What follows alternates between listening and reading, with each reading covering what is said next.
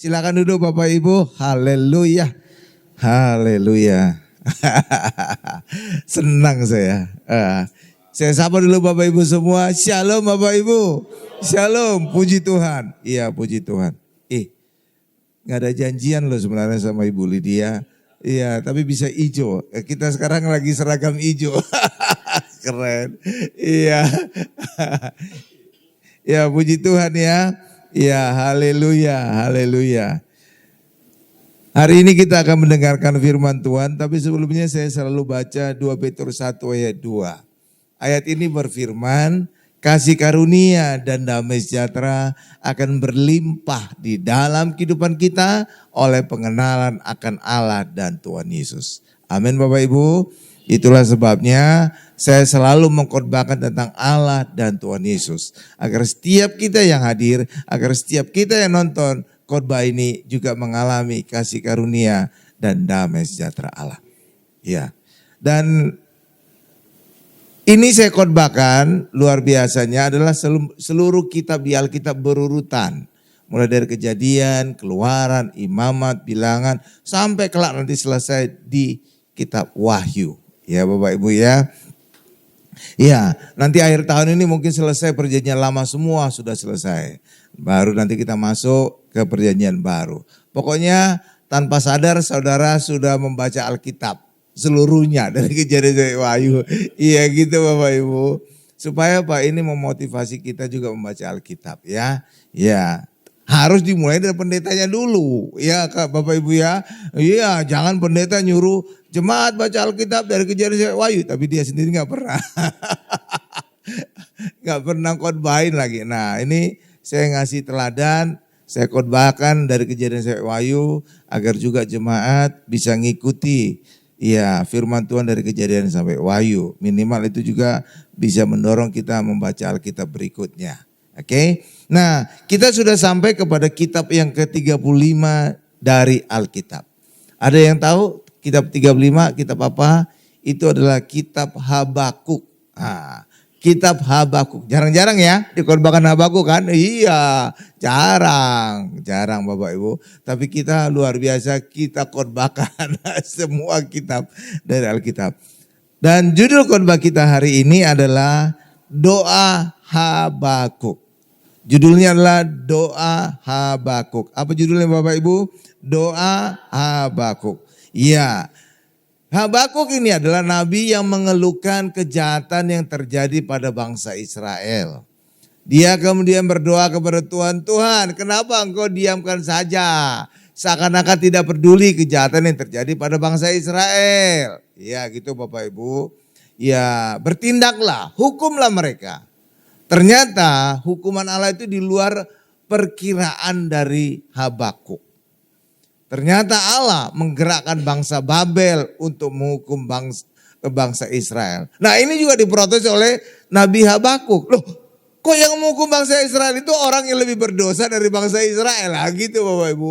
Dia punya pengharapan harusnya ia menghukum bangsa Israel, bangsa yang lebih baik dari bangsa Israel. Gitu Bapak Ibu. Sama seperti kita juga mungkin barangkali kita dosa, kita salah. Kita berharap orang yang lebih benar dari kita yang mengingatkan kita. Ternyata yang dilakukan oleh Allah adalah bangsa yang lebih berdosa dari bangsa Israel. Yang mengingatkan bangsa Israel. Jadi yang mengingatkan kita jadinya orang yang lebih berdosa dari kita. Itulah yang diprotes oleh Nabi Habakuk ini Bapak Ibu. Kok malah yang menghukum orang Israel yang lebih berdosa gitu. Diprotes lagi sama Habakuk ini. Jadi Allah sebenarnya seneng ketika umatnya itu mau berperkara dengan dia. Iya Bapak Ibu. Jadi jangan kita berpikiran kalau kita berargumentasi dengan Tuhan itu seakan-akan kita kurang ajar. Enggak Bapak Ibu. Seneng Tuhan. Seneng. Iya.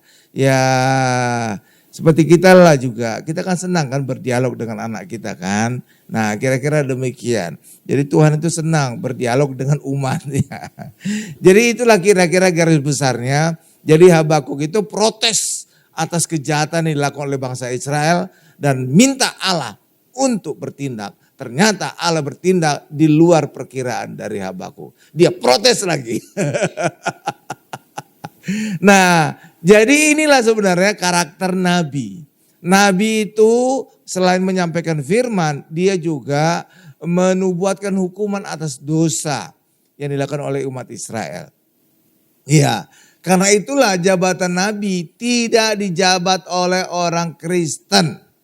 Ya, harusnya 3 jabatan yang kita pegang, imam, raja, dan nabi. Tapi tugas Nabi hanya satu yang kita lakukan dari 2. Satu, menyampaikan firman, itulah amanat agung Tuhan Yesus. Sedangkan nubuatan hukuman atas dosa umatnya itu tidak kita lakukan. Itulah sebabnya jabatan Nabi kita tidak disebutkan.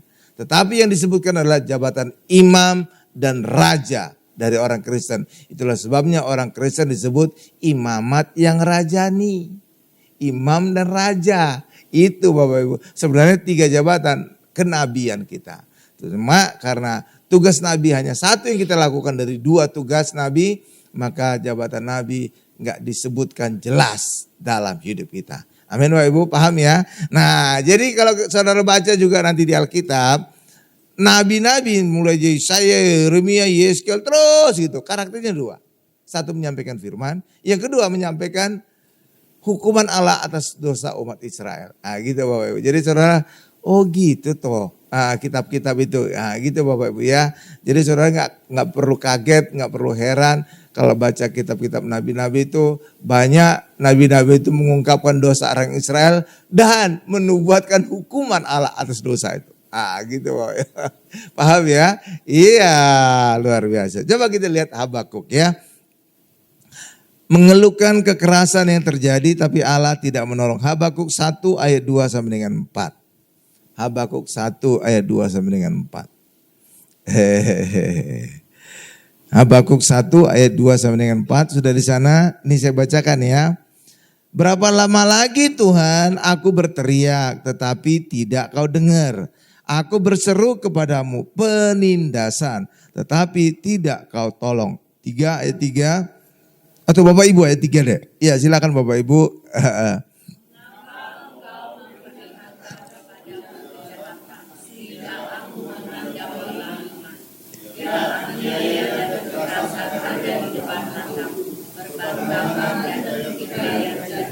Ya, ayat 4, ayat terakhir saya baca. Itulah sebabnya hukum kehilangan kekuatannya dan tidak pernah muncul keadilan. Sebab orang fasik mengepung orang benar. Itulah sebabnya keadilan muncul terbalik. Oke Bapak Ibu ya. Jadi Habakuk itu mengeluhkan kejahatan. Ya, dalam hidup orang Israel. Ini orang Israel ini kemungkinan adalah Israel yang selatan. Jadi setelah meninggalnya Salomo, kerajaan Israel itu terbelah 2. Ya, 1 Israel yang sebelah utara, 1 lagi kerajaan Yehuda yang sebelah selatan. Ya Bapak Ibu, jadi ada 2 ya. Nah kemungkinan Habakuk ini adalah pada kerajaan Yehuda. Dia mengeluhkan kejahatan yang terjadi, tetapi Allah hanya memandangi saja. Hukum tidak berdaya lagi, keadilan tidak ditegakkan. Lalu jawaban Tuhan gimana? Tuhan menjawab keluhan Habakuk dengan hukuman yang datang dari orang Kasdim. Orang Kasdim itu kata lain dari orang Babel. Iya, orang Babel. Orang Babel itu lebih jahat dari orang Israel Bapak Ibu. Iya, karena bangsa ini bangsa yang ganas. Bangsa yang berangasan. Wow, luar biasa ya Bapak Ibu ya. Iya, bangsa yang mengerikan dan menakutkan. Bangsa ini yang memutuskan keadilan dan kehormatan. Iya Bapak Ibu. Jadi yang menghukum itu bangsa yang lebih jahat dibandingkan orang Israel. Iya.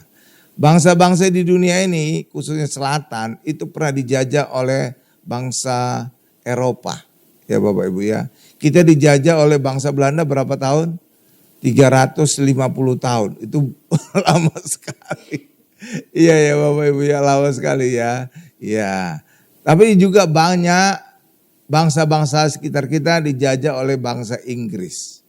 Tapi luar biasanya ya, walaupun Inggris menjajah banyak bangsa, tapi mereka senang.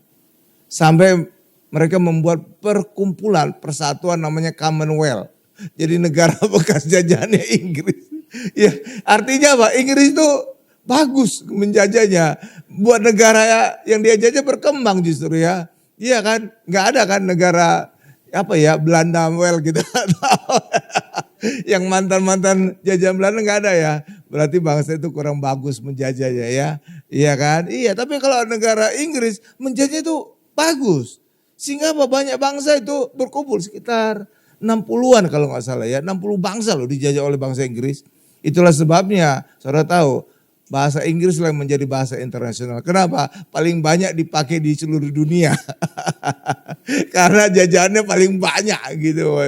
Jadi itu ya luar biasa ya. Jadi bangsa penjajah ternyata baik. Ya, sampai negara jajahan ini gak dendam. Justru senang disebut negara Commonwealth. Luar biasa ya. Australia termasuk Commonwealth gitu ya. Singapura ya gitu iya. Malaysia barangkali ya. Iya Malaysia, Hong Kong, ya banyak lah. Ya kan, maju kan mereka kan. Iya, berarti itu Inggris itu wah luar biasa. Bahkan bahasanya juga kan jadi bahasa internasional. Ya, makanya negara-negara Commonwealth itu bahasa Inggris itu bahasa kedua mereka. Jadi kan bagus atau mungkin bahasa pertama.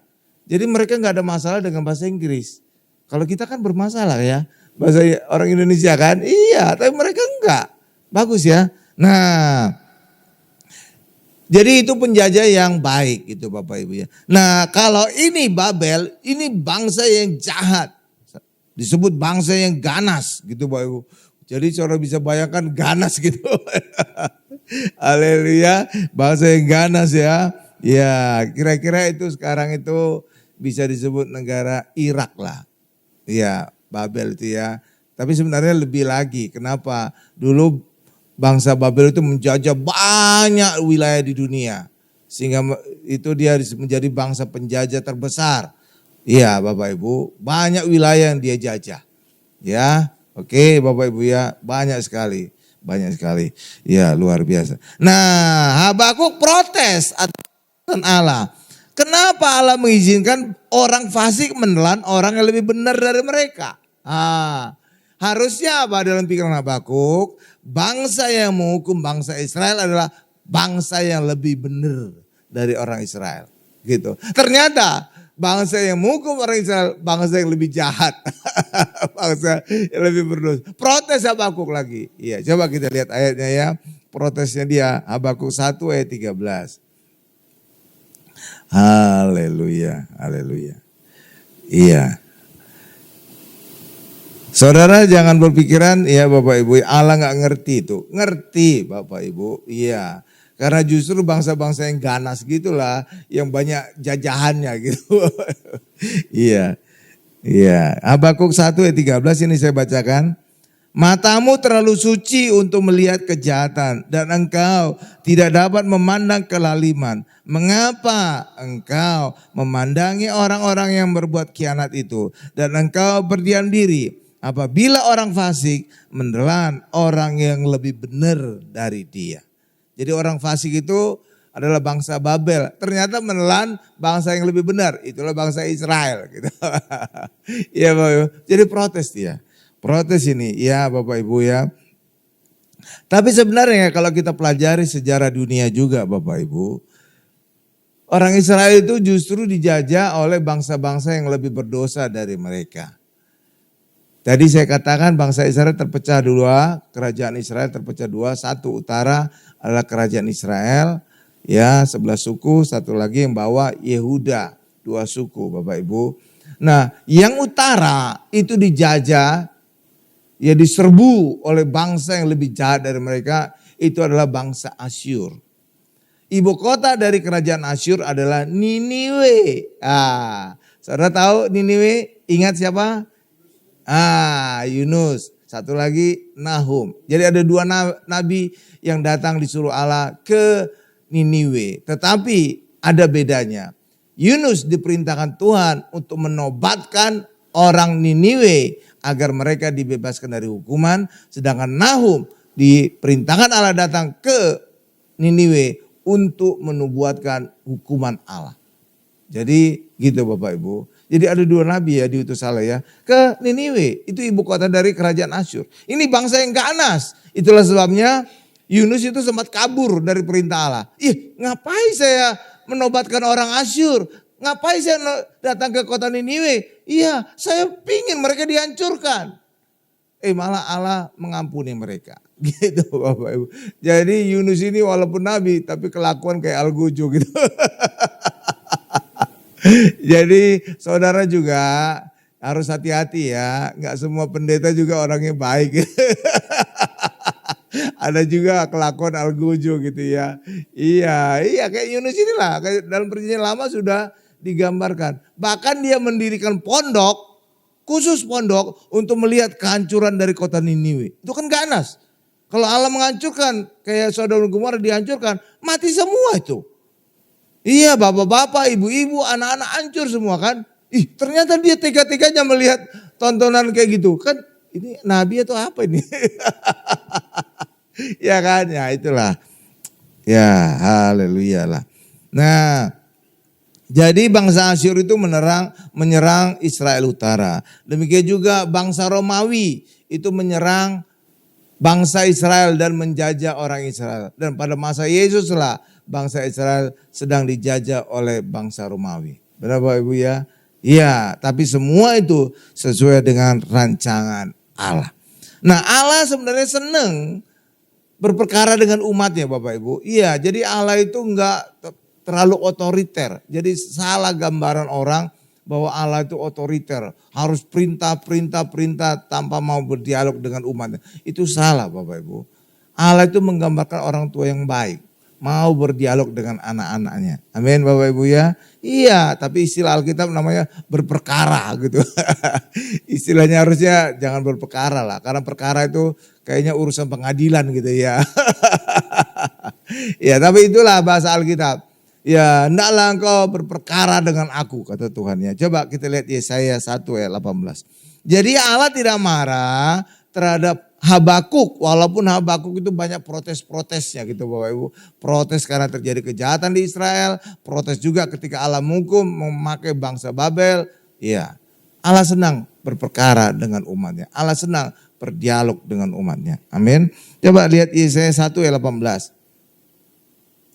Ini saya bacakan ya. Marilah, baiklah kita berperkara. Jadi Allah senang berperkara dengan umatnya. Amin Bapak Ibu. Jadi Allah tidak otoriter. Bahkan ada satu lagi kesalahan yang sering kali orang Kristen ini Bapak Ibu. Bahwa umur manusia Allah yang menentukan.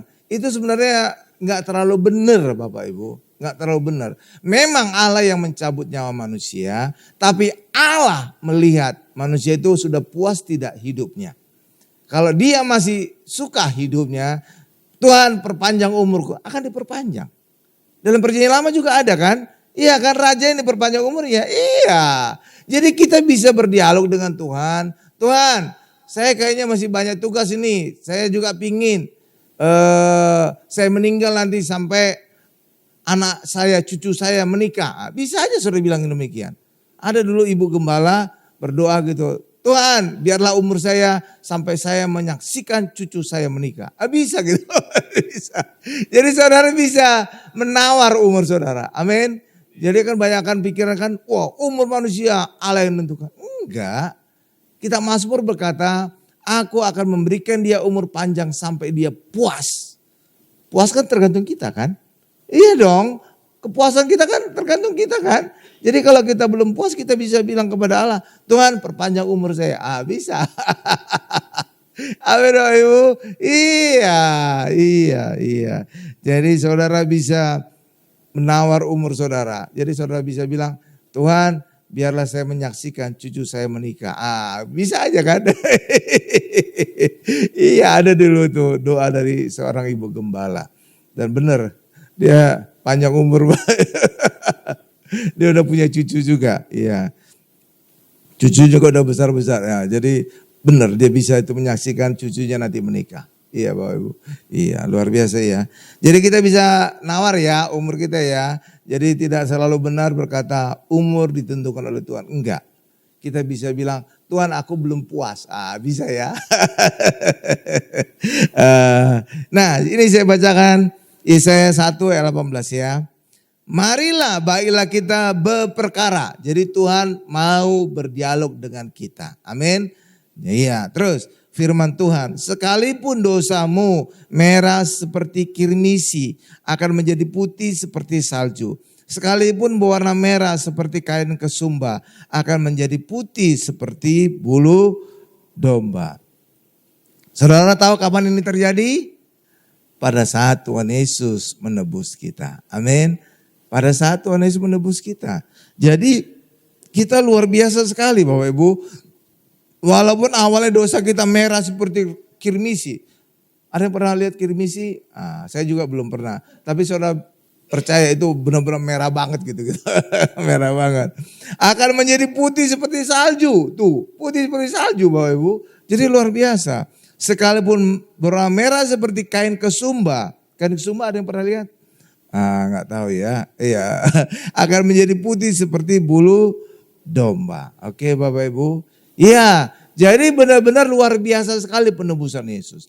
Itulah sebabnya orang Kristen harus percaya bahwa kita ketika percaya kepada Tuhan Yesus, Yesus membuat kita menjadi Maha Kudus. Sampai putihnya seperti ya, menjadi putih seperti salju. Tuh, putih banget tuh salju dan putih seperti bulu domba tuh. Ya luar biasa Bapak Ibu ya. Iya. Itu buktinya apa Pak kita sekarang orang Kristen Maha Kudus? Buktinya adalah Roh Kudus mau turun atas kita dan menjadikan kita bait Roh Kudus. Itu menjadi bukti konkret tak terbantahkan. Kita Maha Kudus. Oke? Karena Roh Kudus itu adalah Allah. Mau tinggal di dalam kita kalau kita Maha Kudus. Nggak mungkin kita nggak Maha Kudus. Amin Bapak Ibu? Iya. Iya. Itu buktinya. Itu satu pertama. Roh Kudus menjadikan kita baik Roh Kudus. Yang kedua, kita oleh darah Yesus. Dalam kitab Ibrani dikatakan, oleh darah Yesus kita penuh keberanian untuk datang ke ruang Maha Kudus. Untuk datang ke tata kasih karunia Allah. Tuh. Iya itu menjadi bukti bahwa kita Maha Kudus. Amin. Iya, jadi Allah melihat kita Maha Kudus. Cuma kadang-kadang manusia melihat kita tidak Maha Kudus, kadang-kadang Maha Kudis. Iya, tapi manusia. Tapi kan yang penting kan Allah yang melihat kita kan. Iya kan, kalau manusia bisa aja berkata apa aja terserah mereka lah. Tapi bagi kita hari ini sadari bahwa kita adalah Maha Kudus. Buktinya Roh Kudus menjadikan kita baik Roh Kudus. Dan kita punya keberanian untuk datang ke ruang Maha Kudus. Amin Bapak Ibu. Tuh. Jadi kekudusan kita bukan oleh perbuatan kita ya Bapak Ibu ya. Kalau perbuatan kita tidak bisa Maha Kudus. Bahkan kitab Yesaya juga berkata, kesalehanmu, kekudusanmu seperti kain kotor. Kalau Alkitab sekarang yang edisi kedua dikatakan kain kotor haid wanita. Ada tambahan itu haid wanita. Ya Pak. Sekarang nggak pakai kain Pak, ya benar. Zaman dulu pakai kain Bapak Ibu. Kalau sekarang kan ya softtek atau apalah gitu ya, disposal sekali pakai buang kan. Kalau dulu mana ada gitu-gituan, iya kan? Iya, jadi pakai kain. Nah itulah yang disamakan oleh Yesaya tadi, kekudusan orang yang berusaha dengan perbuatannya itu seperti kain kotor, kain wanita, haid wanita, tuh kan ya? Iya. Jadi karena itulah gak bisa kita manusia orang Kristen mengusahakan kekudusannya. Tapi kita percaya kepada Yesus, oleh darah Yesus kita ditebus, maka kita menjadi Maha Kudus. Amin. Dan buktinya Roh Kudus turun atas kita dan menjadikan kita bait Roh Kudus. Wow, itu luar biasa. Ya. Sekarang kita lihat lagi doa Habakuk. Jadi Habakuk juga berdoa memuji bagaimana tindakan Allah.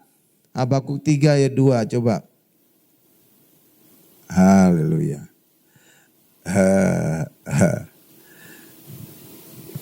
6 minggu lagi selesai itu perjanjian lama Bapak Ibu.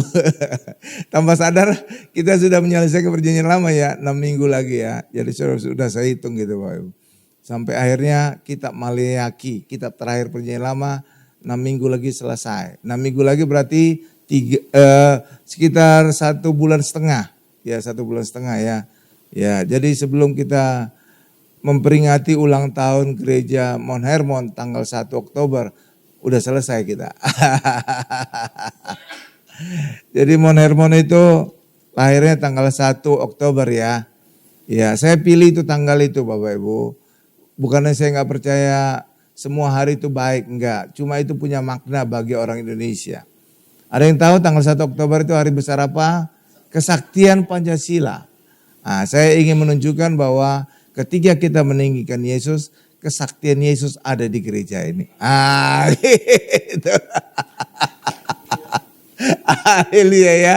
Iya, kalau gereja saya yang lama, itu tanggal 17 Agustus, hari kemerdekaan kan. Jadi merdeka dari dosa, dari penyakit, dari bangkrut, resesi, gitu Bapak. Jadi ada filosofinya, nggak salah-salah gitu ya. Jadi setiap ulang tahun itu harusnya memang benar-benar punya makna. Oke ya, iya 17 Agustus kan hari kemerdekaan kita kan. Ah itu hari lahirnya gereja itu. Luar biasa ya. Jadi kita harus ya ada makna lah setiap gitu. Coba kita lihat sekarang Habakuk berdoa, Habakuk 3:2. Nih saya bacakan ya. Tuhan, telah kudengar kabar tentang Engkau dan pekerjaanmu ya Tuhan. Kutakuti. Hidupkanlah itu dalam lintasan tahun. Nyatakanlah itu dalam lintasan tahun. Dalam murka ingatlah akan kasih sayang. Oke Bapak Ibu. Nah jadi Habakuk itu mengingat tentang pekerjaan Tuhan. Pekerjaan apa Bapak Ibu? Itulah pekerjaan ketika Tuhan membebaskan bangsa Israel dari perbudakan di Mesir. Ya Bapak Ibu ya. Ada berapa mujizat di Mesir? 10. 10 ya. Ya, saya selalu berkata mujizat. Tapi banyak pendeta, banyak gereja berkata itulah 10 kutuk. Benar Bapak Ibu ya? Ya kan? Ya, tapi saya selalu berkata mujizat. Kenapa? Ada alasannya. Alasannya kuat. Nih saya tanya dulu saudara. Pangeran Diponegoro itu pahlawan atau teroris? Pahlawan. Itu bagi orang Indonesia. Coba tanya orang Belanda. Coba tanya orang Belanda, itu teroris itu, pemberontak kan? Jadi tergantung di mana posisi kita melihatnya. Oke, iya. Jadi kalau kita orang Indonesia benar Pangeran Diponegoro adalah pahlawan. Tapi tanya orang Belanda, ini berkata itu teroris. Hal yang sama juga dengan mujizat ini di Mesir. Bagi orang Israel itu mujizat karena akan membebaskan mereka dari perbudakan. Tapi kalau kita tanya orang Mesir, itu kutuk. Jadi saudara di posisi siapa? Israel atau Mesir? Israel dong. Kalau Israel, jangan kutuk sebutnya. Mujizat. Nah gitu Bapak Ibu. Cakep kan? Cakep kan? Nah iya. Jadi makanya pendeta jangan menyebut itu 10 kutuk. 10 tula. Bukan. Tapi 10 mujizat. Karena itu yang kelak akan membebaskan bangsa Israel. Oke. Ya kan? Iya kan cakep kan? Ya kan? Jadi ada dasarnya. Makanya pendeta itu iya gitu ya Bapak Ibu ya. Oke, jadi kita harus menyebutnya 10 mujizat ya. Nah, 10 mujizat di Mesir sehingga bangsa Israel bebas. Kemudian ketika berjalan di padang gurun, bangsa Israel juga mengalami banyak sekali mujizat. Minimal 2 setiap hari, 2. 1 mujizat pertama pagi hari adanya mana. Itu kan mujizat kan. Tiba-tiba ada makanan gitu di depan mereka. Ya kan minimal 2 setiap hari. Yang kedua saat sore tiba-tiba ada burung puyuh. Ya kan. Untuk mana mungkin itu gak mujizat. Mujizat itu. Tiba-tiba ada makanan di depan mata. Saudara coba tiba-tiba ada piring berisi makanan di depan saudara kan mujizat. Setiap hari loh. Setiap hari. Iya kan. Setiap hari. Makan. Pagi makan mana, sore makan burung puyuh. Jadi sebenarnya orang Israel berapa kali makan sehari? 2 kali. Nah rupanya sedangkan kita berapa kali sehari makan? 3 kali. Ya, rupanya makanan sehat itu 2 kali. Sarapan sama terakhir sore ya. Nah jadi saudara bagus itu ya nerapkannya. Jadi jangan makan 3 kali sehari, tapi 2 kali sehari. Ya kan? Ya khususnya orang yang diet mungkin cocok juga itu. Iya, ya kan Bapak Ibu ya. Iya, itu makanan Tuhan. Dan juga saudara tahu, burung puyuh itu daging kan? Itu mereka makan setiap hari. Ternyata daging burung puyuh itu bagus, nggak kolesterol tinggi. Jadi sekarang saudara tahu mana makanan yang tidak kolesterol tinggi.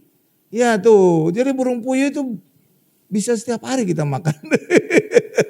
Jadi Alkitab itu mengajar hal-hal demikian kan. Terkesannya ya tersembunyi. Tapi itulah singkapan dari Tuhan. Ini makanan sehat, ini makanan gak sehat, ini makanan. Ya gitu ya. Iya. Terus Pak, makanan favorit kita gimana Pak? Babi. Babi. Saudara tanya orang Israel, babi boleh dimakan enggak? Enggak. Itu tidak kosher atau tidak halal. Berarti apa? Kenapa tidak halal? Karena babi itu lemak tinggi, kolesterol tinggi. Jadi kalau sekali dua kali makan oke. Tapi itu tidak baik untuk kita makan terlalu sering. Kenapa kolesterol tinggi? Jadi Tuhan itu bisa menunjukkan mana makanan yang baik untuk kita makan, sehat untuk kita makan. Tuh lihat ya, iya kan? Iya. Jadi Tuhan itu luar biasa. Kan gak mungkin Tuhan berkata kepada orang Israel, jangan makan babi, nanti kolesterol tinggi. Gak ngerti orang Israel, kolesterol tinggi apa itu? Pokoknya dilarang aja, haram. Selesai kan? Selesai urusan kan? Iya gitu Bapak Ibu. Ya, tapi sekarang katanya babi nggak kolesterol tinggi, nggak tahu ada treatmentnya gimana gitu. Ya. Jadi pokoknya apa yang saudara lihat di Alkitab dimakan oleh orang Israel setiap hari itu pasti sehat, pasti itu. Nggak mungkin Tuhan membuat umatnya bermasalah kesehatan, ya kan Bapak Ibu ya? Iya. Jadi saudara tahu, makanan ini yang dilarang, makanan ini yang boleh. Nah, itu artinya apa? Itu sehat untuk kesehatan kita. Jadi saudara bisa melihat makanan-makanan sehat itu yang kolesterolnya tidak terlalu tinggi. Udang, kerang itu sebenarnya dilarang dimakan oleh orang Israel. Dilarang. Kenapa? Karena memang udang, kerang walaupun enak kolesterol tinggi itu. Ya kan? Kalau sekali dua kali oke aja kita makan. Tapi jangan terlalu sering karena kolesterol tinggi. Pokoknya lihat aja makanan-makanan yang haram oleh orang Israel. Itu berarti makanan sehat untuk kita. Gampang kan? Iya gampang. Jadi kita bisa melihat mana makanan sehat, mana yang enggak. Ya. Jadi saudara dapat gratis dari Alkitab ilmu. Oke Bapak Ibu ya. Terus kita lihat, jadi ketika bangsa Israel itu bisa keluar dari Mesir karena ada 10 mujizat. Ya Bapak Ibu ya. Lalu 10 mujizat itu juga punya arti. Ya, punya arti bahwa tapi 10 mujizat itu saudara jangan hitung mujizat kematian anak sulung ya. Jangan. Karena apa? Kematian anak sulung itu mujizat yang terpisah, itu dilakukan oleh Allah sendiri. Musa dan Harun ada di dalam rumah, enggak ngelakukan mujizat. Jadi mujizat pertama itu bukan air menjadi darah, tapi tongkat menjadi ular. Karena itulah pertama kali ditunjukkan oleh Musa di hadapan Firaun. Dia lempar tongkatnya menjadi ular. Dukun-dukunnya juga bisa merubah tongkatnya menjadi ular. Tapi semua ular tadi dimakan oleh ularnya Musa. Gitu. Jadi itulah mujizat pertama. Bukan air menjadi darah. Dan mujizat terakhir itu juga bukan anak sulung mati. Itu hanya Allah sendiri yang membuat. Oke Bapak Ibu ya. Nah di situ kita bisa belajar bahwa apa yang terlibatnya Musa itu ada keterlibatan manusia itu tidak bisa membebaskan bangsa Israel dari perbudakan dosa di Mesir. Perbudakan di Mesir. Tapi hanya satu mujizat, kematian anak sulung itu yang bisa membebaskan. Dan itu Allah yang mengerjakan. Amin. Dan itu menjadi gambaran apa? Gambaran Tuhan Yesus, anak Allah ya yang sulung, yang tunggal. Lewat kematian Yesus, maka seluruh umat manusia yang percaya kepada Yesus tidak binasa melainkan beroleh hidup kekal. Kita dibebaskan dari perbudakan setan dan dosa. Amin. Iya, itu gambar Tuhan Yesus. Ya, bangsa Israel kemudian berjalan di padang gurun. Mereka mengalami banyak mujizat. Saudara pernah bertanya-tanya enggak? Kenapa bangsa Israel harus tiba di tanah Kanaan itu lewat padang gurun? Ya, padahal padang gurun itu kan tempat yang tidak layak untuk hidup. Kering banget, panas banget. Kalau malam dingin banget. Kenapa tidak dilakukan lewat jalurnya orang Filistin? Jadi orang Filistin itu sebenarnya berasal dari Mesir juga. Cuma mereka tiba di tanah Israel, tanah Kanaan, lewat jalur laut. Laut Mediterania, laut tengah. Dari atas. Sedangkan Israel lewat bawah, lewat padang gurun, lewat gunung Sinai. Kenapa Allah membuat umatnya lewat padang gurun? Karena lewat padang gurun itulah Allah ingin menunjukkan dirinya, kemuliaannya kepada umatnya Israel. Lewat masalah-masalah yang dihadapi oleh bangsa Israel, Allah ingin menunjukkan mujizatnya, kemuliaannya. Sehingga orang Israel tahu, mengenal Allahnya. Amin Bapak Ibu. Hal yang sama juga dengan kehidupan kita. Seringkali lewat masalah-masalah yang kita hadapi dalam padang gurun kehidupan, dalam kehidupan, disitulah kita bisa semakin mengenal Allah. Oke Bapak Ibu ya. Iya kan, lewat penyakit kita kenal, oh Tuhan adalah penyembuhku. Lewat resesi, Tuhan adalah sumber berkatku. Gitu Bapak Ibu. Kalau saudara semuanya baik-baik, banyak kali orang Kristen lupa dengan Tuhan. Maka semakin tidak mengenal Tuhan. Gitu. Iya kan? Iya kan? Ya, sama seperti dulu ada joke Bapak Ibu. Ya, joke. Ketika sampai di surga, ternyata yang masuk surga itu adalah tukang bajai dan tukang angkot. Kenapa bisa tukang bajai, tukang angkot? Iya, karena ketika orang naik angkot, naik bajai, banyak berdoa. Karena begitu liarnya, kebut-kebutannya. Berarti apa? Tukang angkot dan supir bajai membuat orang sadar berdoa. Iya kan? Coba kalau saudara aja naik pesawat, tiba-tiba turbulensi gitu ya. Kan saudara kan berdoa kan? Iya, Tuhan tolong saya tolong. Tapi coba semuanya lancar-lancar. Aman gitu kan, gak ada doa kan, lupa kita lupa ya. Tapi coba, turun lagi turbulensi di pesawat. Oh Tuhan tolong, Yesus. Sekitar saudara juga langsung saudara sadar, ini agama apa gitu loh. Iya kan, tiba-tiba kan dia manggil Allahnya kan. Tuhan Yesus tolong. Oh ini Kristen. Kalau yang sebelah saudara ngomong yang lain, ini tahu tetangga sebelah. Iya kan? Iya, coba sekarang lancar gitu penerbangannya. Saudara kan nggak tahu kan, kenapa dia nggak berdoa kan? Tapi coba terjadi turbulensi di pesawat.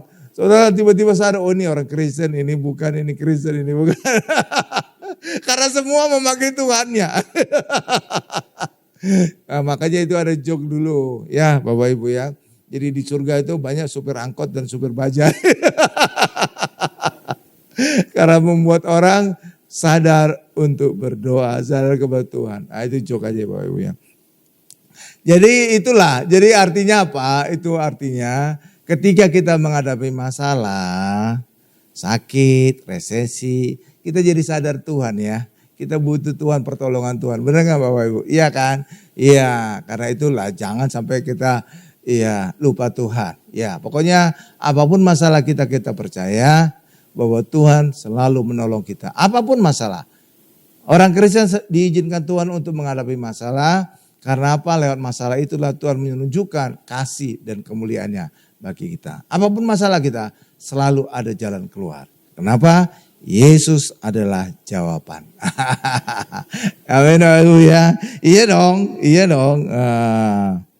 Ya, jadi Allah itu menyelamatkan umatnya Bapak Ibu. Ya, Allah ada di pihak kita, tidak ada bisa musuh melawan kita. Allah mengaruniakan segala sesuatu kepada kita dalam Yesus. Allah benarkan kita sehingga tidak ada yang bisa menggugat dan menghukum kita. Tuhan Yesus adalah pembela kita di sebelah kanan kita. Dahulu sebelum Tuhan Yesus mati di atas kayu salib Bapak Ibu, siang malam umat Tuhan itu didakwa oleh setan. Kenapa? Karena umat Israel itu hidup di bawah hukum Taurat. Dan tidak ada manusia yang bisa melakukan hukum Taurat. Itulah sebabnya selalu ada celah untuk iblis mendakwa manusia. Makanya di dalam kitab Wahyu dikatakan iblis mendakwa manusia siang dan malam di hadapan Allah. Tapi ketika kita di dalam Yesus, dosa kita ditanggung oleh Yesus, hukuman dosa kita dijalani oleh Yesus, maka tidak ada celah lagi iblis mendakwa manusia. Justru ditata Allah di surga, Yesus menjadi pembela kita siang dan malam di hadapan Allah. Kenapa? Karena seluruh dosa kita, segala hukuman dosa kita telah ditanggung oleh Tuhan Yesus. Amin Bapak Ibu. Iya, jadi Yesus itu menjadi pembela kita. Tapi kalau orang gak percaya Yesus, wah siang malam mereka akan didakwa oleh setan. Iya, itulah sebabnya ketika mereka mati langsung dihakimi katanya. Kalau kita orang Kristen gak ada lagi penghakiman. Kenapa? Penghakiman kita telah digantikan oleh Tuhan Yesus. Di atas kayu salib, Yesus menjalani hukuman penghakiman atas dosa kita. Amin. Tuh kan luar biasa kan? Iya, luar biasa. Karena itulah kalau Habakuk itu berdoa untuk Allah menghukum bangsa Israel yang mengalami dosa. Tapi bagi kita hari ini orang Kristen, kita dibebaskan dari hukuman dosa. Amin Bapak Ibu. Kenapa? Karena dosa kita udah ditanggung Yesus. Makanya gak ada hukuman lagi. Iya Bapak Ibu. Iya. Karena itulah bagi kita hari ini, mari orang Kristen, pendeta khususnya khotbahkan Yesus. Agar setiap orang Kristen sadar bahwa dosanya telah dihapus, hukumannya telah ditanggung oleh Yesus. Sehingga kita punya hati yang lega, aku tidak lagi berdosa, aku tidak lagi dihukum oleh Allah. Bahkan banyak pendeta-pendeta besar berpikir gini Bapak Ibu, nanti di sorga Tuhan akan menunjukkan kayak video dosa-dosa kita. Gitu kan Bapak Ibu? Iya banyak gitu. Itu salah itu. Iya gak ada lagi video-videoan. Kenapa? Karena segala dosa kita telah ditanggung Yesus. Segala hukuman kita telah ditanggung Yesus. Ngomong dosa apa lagi? Kalau orang Kristen masih ngomong tentang dosa, artinya mereka tidak percaya bahwa Yesus telah menanggung dosa kita. Nah iya dong, iya dong. Makanya orang Kristen harus semakin diperkenalkan, dikhotbahkan tentang Yesus. Agar mereka sadar, mereka tidak lagi berdosa, kita orang Kristen bebas penghukuman Allah. Amin Bapak Ibu? Iya, makanya harus kita memperkenalkan. Saya selalu mengkhotbahkan tentang Yesus. Agar umat, jemaat mohon sadar bahwa kita tidak lagi berdosa, tapi kita bebas dari dosa dan hukuman dosa. Amin. Mana Pak buktinya? Coba kita buktikan Roma 8 ayat 1 Bu. Itu nggak ada di catatan saya. Ya, Roma 8 ayat 1. Iya, Roma 8 ayat 1. Nih saya bacakan ya. Demikianlah sekarang, kalau saudara baca ayat ini maka ini berlaku sekarang. Tidak ada penghukuman bagi mereka yang ada di dalam Kristus Yesus. Saudara dalam Kristus Yesus, amin. Kita gak ada hukuman lagi. Ngomong hukuman apa? Dosanya aja gak ada, hukuman juga di jalan Yesus. Makanya orang Kristen pinter. Tahu yang enak ya, keren ya, iya keren. Makanya khotbahkan selalu Yesus ya Pak Pendeta, semua pun pendeta di seluruh dunia yang menyaksikan video ini. Jangan lagi khotbahkan tentang perbuatan manusia, itu tidak ada kuasa.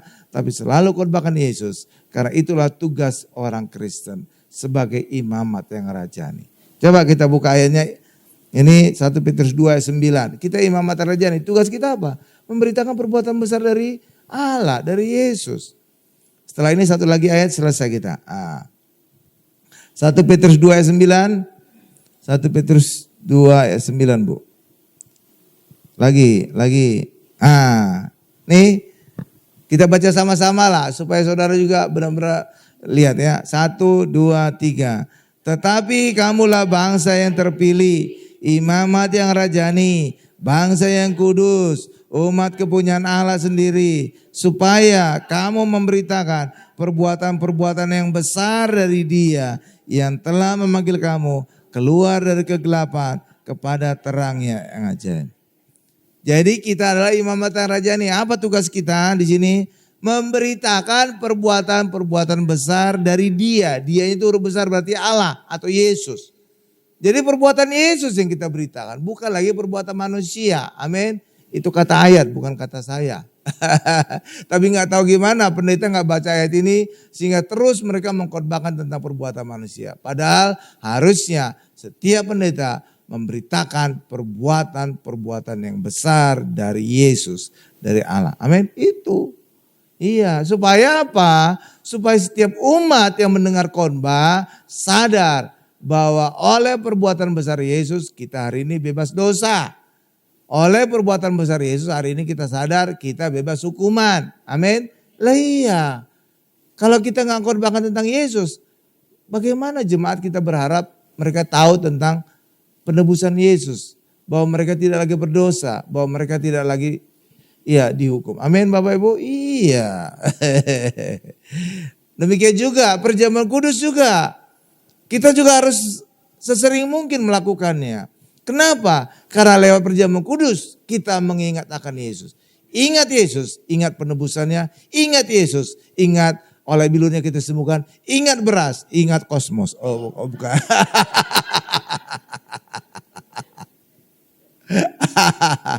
Ya, Bapak Ibu. Iya, jadi ketika kita ingat Yesus, kita ingat karya salibnya. Bahwa Yesus telah menanggung dosa kita, bahwa Yesus telah menjalani hukuman dosa kita, dan Yesus telah menyembuhkan kita. Amin. Iya dong. Coba kita tutup dengan Lukas 22 ayat 19. Ini ayat terakhir ya. Lukas 22 ayat 19. Lukas 22 ayat 19. Ya, iya. Waktu di Lerma kemarin saya ingin baca ayat, ya Bu, lupa saya itu bukan di gereja. Kalau di gereja kan tinggal nyebut ayat langsung ditampilkan ya.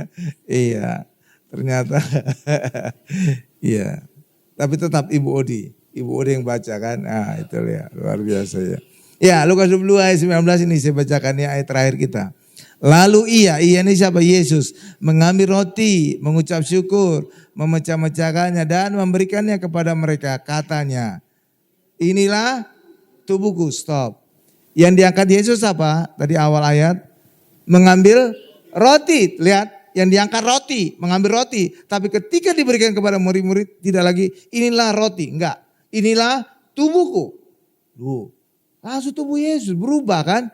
Iya kan? Tapi nggak tahu gimana banyak gereja berkata inilah lambang tubuh Yesus. Mana kata lambangnya? Nggak ada di sini. Nama-nambahin itu ya. Ya tuh lihat kan nggak ada lambang kan? Nggak ada. Inilah. Tahu nggak saudara kenapa mereka menyebut lambang? Karena dalam pikiran pendeta itu banyak orang Kristen. Gimana bisa berubah roti menjadi tubuh Yesus? Bagi Allah semuanya terjadi, bisa mungkin. Menciptakan langit dan bumi saja sekedar berfirman. Jadilah terang, jadilah ini. Lah apa susahnya merubah roti menjadi tubuh Yesus tuh. Ya kan? Artinya apa? Mereka mencengkali Allah, membatasi Allah dengan pikiran mereka. Bagaimana mungkin roti bisa menjadi tubuh Yesus?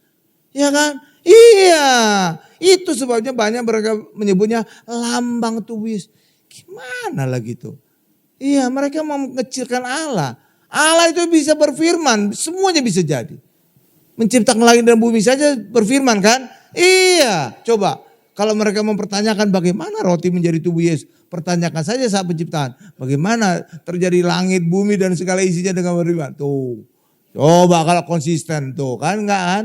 Nggak bisa kan tuh. Jadi semuanya itu mungkin terjadi pada Tuhan.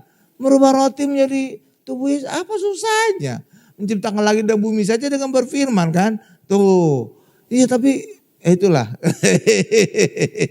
Saya baca lagi lah. Jadi ini ada singkapan ini ya. Lalu saya baca ulang lah supaya mantap. Lalu Yesus mengambil roti. Jadi roti ya yang diambil ya. Mengucap syukur, memecah-mecahkannya. Dan memberikannya kepada mereka katanya. Inilah tubuhku. Tuh kan berubah jadi tubuh Yesus kan. Tuh iya mujizat itu. Yang diserahkan bagi kamu. Perbuatlah ini menjadi peringatan akan aku. Jadi perjamuan kudus itu untuk peringatan akan Yesus. Kok bisa Pak perjamuan kudus peringatan akan Yesus Pak? Lah iya yang kita makan kan tubuh Yesus. Yang kita minum kan darah Yesus. Lah pasti kita ingat Yesus. Sama seperti saudara makan sate babi. Lah ingat babi kan? Iya kan? Lah iya dong. Iya kan? Lah iya. Pasti saudara ingat akan babi. Iya kan?